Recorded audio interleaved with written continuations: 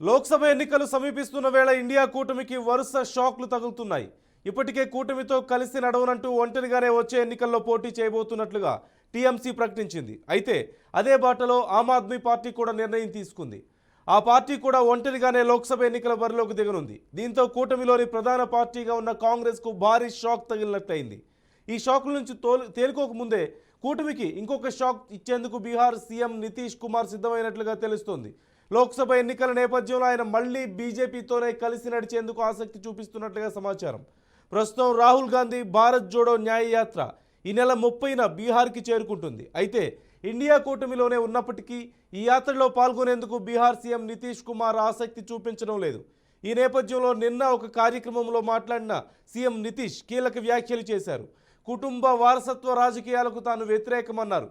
మరోవైపు deputy CM Tejaswi Yadav కూడా నితీష్ వ్యవహారంపై ఆగ్రహంగా ఉన్నారు.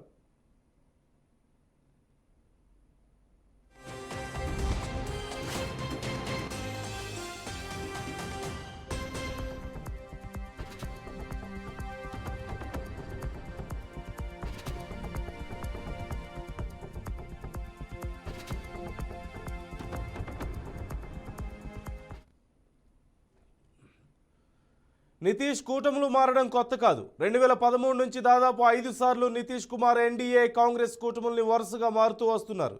ఎన్డీఏ మహాగఠబంధన్ మధ్య అంటూ అటు ఇటు తిరుగుతున్నారు. 2022లో ఆయన ఎన్డీఏ నుంచి బయటకు వచ్చి ఆర్జేడీ కాంగ్రెస్తో కలిసి మహాగఠబంధన్ పేరుతో కూటమి ఏర్పాటు చేశారు. ఇప్పుడు ఆ కూటమిని వీడి ఎన్డీఏలో చేరిపోయే అవకాశాలు కనిపిస్తున్నాయి.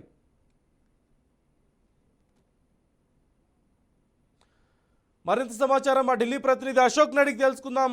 అశోక్, ఓవైపు మమత, మరోవైపు కేజ్రీవాల్ ఇప్పటికే హ్యాండ్ ఇచ్చారు ఇండియా కూటమికి. ఇప్పుడు నితీష్ కూడా హ్యాండ్ ఇస్తున్నారా?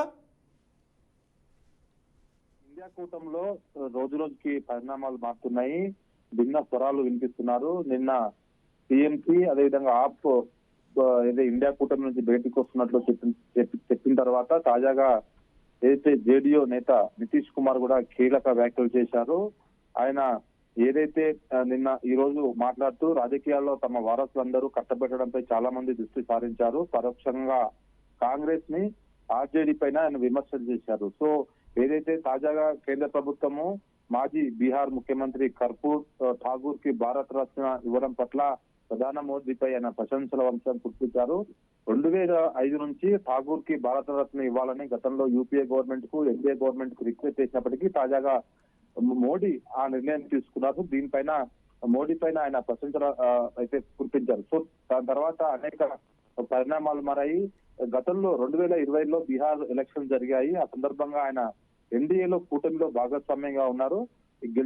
గెలిచిన తర్వాత బీజేపీ అండ్ జేడీయూ కలిపి అక్కడ ప్రభుత్వాన్ని ఏర్పాటు చేశాయి. 2 సంవత్సరాల తర్వాత ఆయన ఎన్డీఏ నుంచి బయటికి వెళ్లి మళ్ళీ ఆర్జేడీ కాంగ్రెస్ తో జత కట్టి ఆయన ఏదైతే నేషనల్ డెమోక్రట్ అలయన్స్ తో విడిపోయి ఇండియా కూటమిలో ఆయన చేరారు. సో అందులో ప్రధానంగా కాంగ్రెస్ కు గతంలో చూసుకుంటే 2020 ఎలక్షన్ లో బీహార్ లో మొత్తం 243 సీట్లు ఉండగా అందులో కాంగ్రెస్ కు 19, బీజేపీకి 74, జేడీయూకి 43 వచ్చాయి, ఆర్జేడీకి 75. సో మొత్తం అటు ఇటు నితీష్ కుమార్ మారుతూ వస్తున్నారు. తాజాగా ఆయన చేసిన వ్యాఖ్యల నేపథ్యంలో ఆయన మళ్ళా ఏదైతే ఎన్డీఏ కూటమికి దగ్గర తెలుస్తోంది. ఇప్పటికే ఎన్డీఏ కూటమిలో ఆహ్వానించడానికి ఏదైతే బీజేపీకి సంబంధించిన కీలక నేతలు అమిత్ షాతో భేటీ అయ్యారు.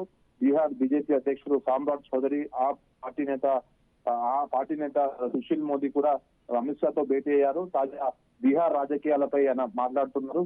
దీనిపైన జేడీయూ నేత కూడా మాట్లాడారు. సో భారత్ ఏదైతే ప్రస్తుతం అయితే ఇండియా కూటమి గఠబంధన్ ఉందో అందులోనే కొనసాగుతాము. ఇది ఆయన ఏదైతే నితీష్ కుమార్ చేసిన వ్యాఖ్యలు కేవలం వంశపార్యపరంగా రాజకీయాలపై చేశారు కానీ ఎక్కడ కాంగ్రెస్ పైన ఆర్జేడీ పైన వ్యాఖ్యలు చేయలేదు అనే కీలక వ్యాఖ్యలు చేశారు. దాని తర్వాత ఏదైతే లాలూ ప్రసాద్ కూతురు రోహిణి ఆచార్య ఆమె చేసిన ట్వీట్ల పైన కూడా ఆయన స్పందించారు. అది చిన్నపిల్లల మాటలు, దాన్ని పట్టించుకోవాల్సిన అవసరం లేదని చెప్పారు. కానీ ఇంతవరకు ఎలాంటి క్లారిటీ లేదు. వాళ్ళు ఇండియా కూటమిలో ఉంటారా, ఎన్డీఏ కూటమిలో జాయిన్ అవుతారనే దానిపైన ఇంకా ఒక స్పష్టమైన నిర్ణయానికి రాలేదు. సో రేపు ఎల్లుండి దీనిపైన క్లారిటీ వచ్చే అవకాశం ఉంది. సమస్య ఏంటి సార్? ఇండియాలో కొనసాగుతారా లేదంటే ఎన్డీఏలోకి వస్తారా అనేది ఇంకా క్లారిటీ రాలేదు. యాజ్ యూ సెడ్ కానీ అసలు సమస్య ఎక్కడ వస్తుంది? ఎందుకని ఇప్పుడు ఓవైపు మమతా బెనర్జీ చూసాం, ఇప్పుడు కేజ్రీవాల్ చూసాం, ఇప్పుడు నితీష్ కూడా అదే బాటలో వెళ్తున్నారు. సమస్య ఎక్కడ వస్తుంది? ప్రధానంగా సీట్ల సర్దుబాట, లేదంటే ఇంకేదైనా ప్రాబ్లం ఉందా? ఖచ్చితంగా ఇండియా కూటమి ఏర్పాటు నుంచి అందులో లుకలుకలు వస్తున్నాయి. ఇండియా కూటమి ఏర్పాటుకు ప్రధానంగా పాత్ర పోషించింది జేడీయూ అధినేత ముఖ్యమంత్రి, బీహార్ ముఖ్యమంత్రి నితీష్ కుమార్ యాదవ్. సో అతన్ని నుంచి కాంగ్రెస్ పార్టీ హైజాక్ చేసుకుంది ఇండియా కూటమి. సో ఇప్పుడు మేజర్ గా ఇప్పుడు రాబోయే సార్వత్రిక ఎన్నికల్లో మేజర్ గా కాంగ్రెస్ పార్టీ సీట్లు ఏదైతే సర్దుబాటు విషయంలో ఎక్కువ సీట్లు అడుగుతుంది. 350 పైగా దేశవ్యాప్తంగా వాళ్ళు సీట్లు అడుగుతున్నారు. కానీ ఇప్పుడు టీఎంసీ ఏదైతే తృణమూల్ కాంగ్రెస్ ఎట్టి పరిస్థితుల్లో 43 సీట్లు ఎంపీ స్థానాలు ఉంటే అందులో కేవలం 2 స్థానాల్లో కాంగ్రెస్ పార్టీ అక్కడ విజయం చెందింది కాబట్టి 2 స్థానాలు ఇస్తామని చెప్తున్నారు. ఇటు ఆమ్ ఆద్మీ పార్టీ పంజాబ్ లో చూసుకుంటే పంజాబ్ లో ఆప్కి ప్రతిపక్షంగా ఉంది కాంగ్రెస్ పార్టీ. సో అలాంటి పార్టీతో ఎలా పొత్తు పెట్టుకుంటారు అంటూ అక్కడ ఆప్ నేతలు వాళ్ళు ఆందోళన చేయడము, ఎట్టి పరిస్థితుల్లో ఇండియా కూటమిలో వద్దని చెప్పిన నేపథ్యంలోనే ఆప్ నేతలు అక్కడ ఉన్న ముఖ్యమంత్రి భగవంత్ సింగ్ మాన్ కూడా ఆయన కీలక వ్యాఖ్యలు చేశారు. మేము ఎట్టి పరిస్థితుల్లో మొత్తం స్థానాల్లో పోటీ చేస్తామంటూ ఆయన కీలక వ్యాఖ్యలు చేశారు. సో ఇక్కడ మీరు చెప్పినట్టుగా కేవలం ప్రధానంగా సీట్ల సర్దుబాటు అంశం పైన వస్తుంది. కొన్ని రాష్ట్రాలలో కాంగ్రెస్ వీక్ ఉంది, ఆ రాష్ట్రాల్లో ప్రాంతీయ పార్టీలు తరస్థానంలో ఉన్నాయి. సో అలాంటి పార్టీలతో పొత్తు పెట్టుకోవడం వల్ల కాంగ్రెస్ పార్టీకి లబ్ధి చెందింది తప్ప ప్రాంతీయ పార్టీలకు ఎక్కడా లబ్ధి చెందదనే ఒక ఆలోచనతో ఉన్నారు. టీఎంసీ నేత అదే ఉన్నారు, ఆప్ వర్గాలు అదే చెప్తున్నాయి. ఇటు జేడీయూ కూడా సేమ్ అదే యాజిటీస్ గా అదే వర్కౌట్ చేస్తున్నట్టు తెలుస్తా ఉంది. రైట్. Thank you Ashok.